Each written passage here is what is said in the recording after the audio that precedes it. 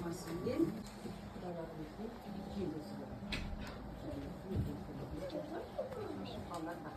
Amin.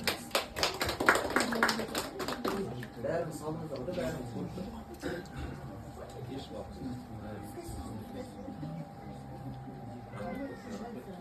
Endi үлкендерімізден рұқсат болса, батал алсақ болады да? Қалған әдемі тілектерімізді, жанымызда, оң жақ жанымызда мейрамхана бар. Сол мейрамхананың төрінен орын алып, жаңадан келген фотоларымызды жайғасып, танысып дегендей.